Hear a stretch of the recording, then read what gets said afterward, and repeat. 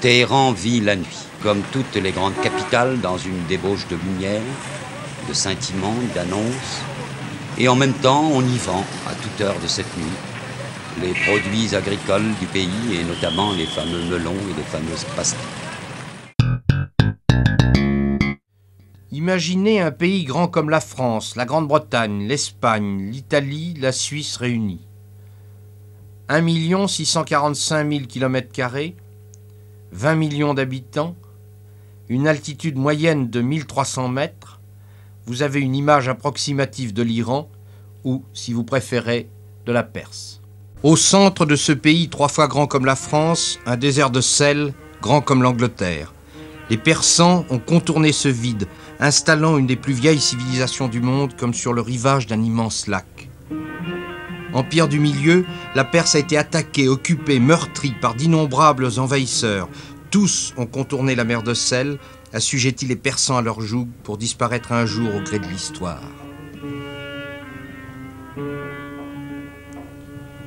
Aujourd'hui, les Iraniens ont pris en main leur propre destin. C'est d'abord pour mettre à jour eux-mêmes les immenses ressources enfouies dans leur sol.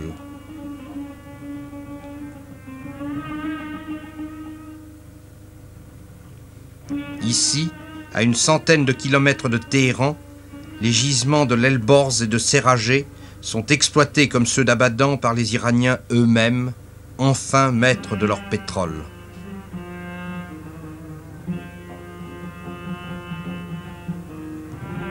Et les Iraniens utilisent les revenus fabuleux que leur rapporte l'or noir pour moderniser leur pays. Aujourd'hui, l'Iran produit plus de 60 millions de tonnes chaque année, dont les 3/4 sont exportés vers l'Europe.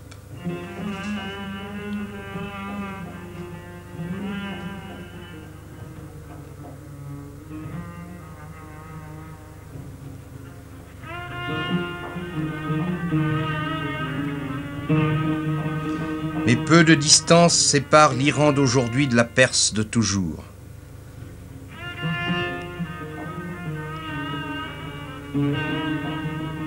Les splendeurs d'Ispahan rappellent sans cesse à l'Iranien qu'un pays est grand par son effort technique, mais aussi par sa culture et par sa civilisation.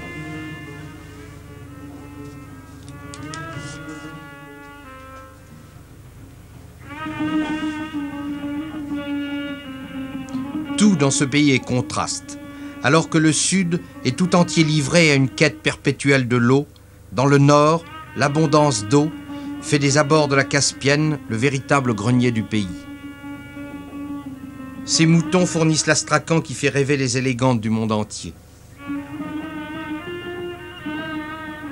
L'hiver, la jeunesse sportive dévale en ski les pentes enneigées du Damavand qui semblent veiller sur Téhéran. Et dans cette forêt, à 100 km de la capitale, on trouve des tigres, des panthères, des ours, à faire rêver tous les chasseurs. La vie rurale a conservé un cachet extraordinaire. Dans ce village de la Caspienne, des descendants de Tamerlan ou de Gengis Khan vaquent paisiblement aux travaux quotidiens.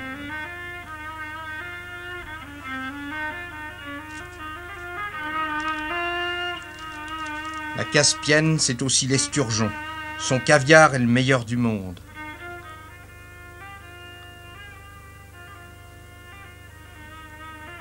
Et ces estivantes, pour ne pas connaître le bikini, n'ignorent aucune des joies de la mer. Est-ce bien là tout l'Iran? C'est la question que nous posons au Premier ministre, M. Hallam. Vous savez, l'Iran a été pendant des siècles un point de rencontre entre l'Orient et l'Occident, et qu'il a lutté pendant des siècles pour son indépendance et son intégrité territoriale. Et il a créé une civilisation dont les vestiges restent encore. Et c'est pourquoi nous avons un grand estime pour le président de Gaulle, qui a consacré toute sa vie pour la grandeur et l'indépendance de la France. De ce pays au contraste si divers, le général de Gaulle est donc l'hôte depuis ce soir. C'est bien sûr par Téhéran que commence sa visite, Téhéran promu au rang de capitale depuis 150 ans seulement, alors que les anciennes métropoles comptent, elles, 2000 ans d'histoire.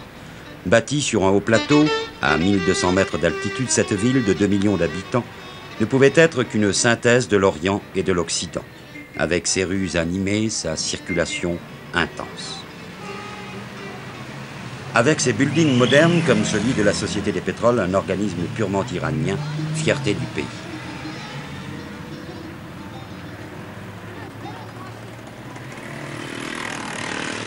Là, c'est la Chambre des députés, un ancien palais aux colonnades de marbre.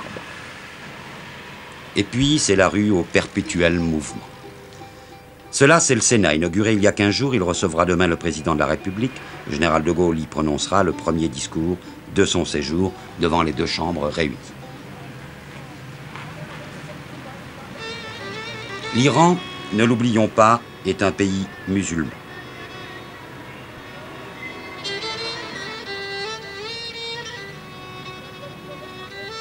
Là, dans la banlieue, à Rey, c'est la mosquée Shah Abdelaziz, qui date du XVIe siècle. Son minaret et son dôme de mosaïque en font apprécier la beauté architecturale.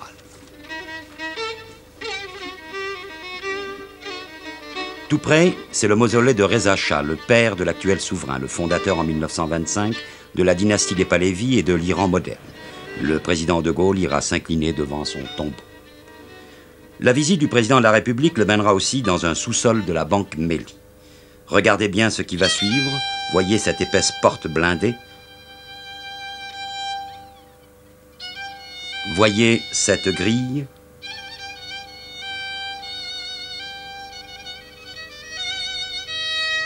Et maintenant, regardez. Tout d'abord, une couronne scintillante de pierres précieuses, celle de la dynastie des Pahlavis.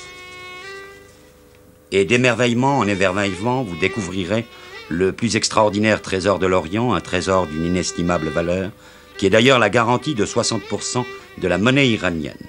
C'est à un grand joaillier français que l'on doit, depuis 4 ans, la présentation artistique de telles richesses. Autre richesse, le carrosse impérial, celui que l'on sort dans les grandes circonstances. Tous les motifs sont en or et l'intérieur capitonné. C'est ce carrosse que doit prendre le général de Gaulle à l'entrée de la ville avant de gagner sa résidence du Goulestan. Goulestan, ancien palais impérial du début du XIXe siècle, cela veut dire en persan jardin des roses. C'est un merveilleux havre fleuri, aujourd'hui résidence des chefs d'État en visite à Téhéran. C'est là que le président de la République séjournera. C'est là qu'est donné le premier grand dîner en l'honneur du général de Gaulle. Le palais Goulestan avec ses salons, ses tableaux, ses richesses, et c'est là que le général de Gaulle passera sa première nuit. Mais auparavant, dans le Salon des Glaces, il aura été présenté au corps diplomatique. Le Salon des Glaces, c'est là où sont réunis tous les présents qui ont été offerts aux empereurs d'Iran. C'est là que le maire de la ville lui remettra aussi les clés de Téhéran, symbole de l'accueil de la ville au président de la République. Clés en or, frappé aux armes du pays, ainsi qu'un magnifique album entièrement enluminé. Il y aura aussi offert par le Shah et la Shah Banu des tapis tissés de soie d'une valeur inestimable. Un pour Madame de Gaulle, un pour le président de la République. Il a fallu 2 ans de travail. Pendant ce temps, Téhéran vit la nuit. Vit la nuit comme toutes les grandes capitales dans une débauche de lumière, de scintillements, d'annonces. Et en même temps, on y vend, à toute heure de cette nuit, les produits agricoles du pays et notamment les fameux melons et les fameuses pastèques.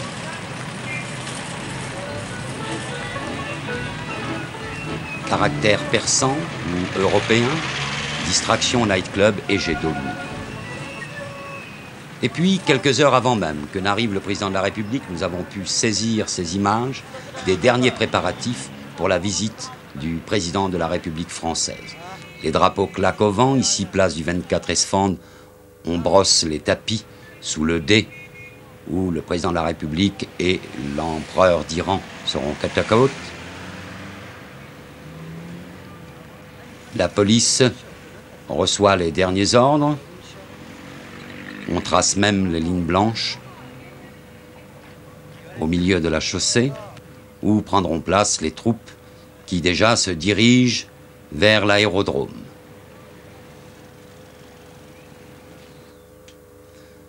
L'escorte motocycliste est prête elle aussi dans sa tenue particulière. Un officier passe les troupes en revue. Ici, c'est la garde impériale. On astique même les cuivres de la musique militaire. Voilà les dernières images que nous avons pu recueillir avant de vous les faire transmettre à Paris, tandis qu'une Jeep de la police patrouille sur le parcours qu'empruntera le président de la République pour se rendre au centre de la ville. Et là, place Esfand, il prendra, comme je vous l'ai dit, le carrosse impérial. Ici Édouard Sablier et Charles Finalteri, depuis Téhéran, à vous Paris.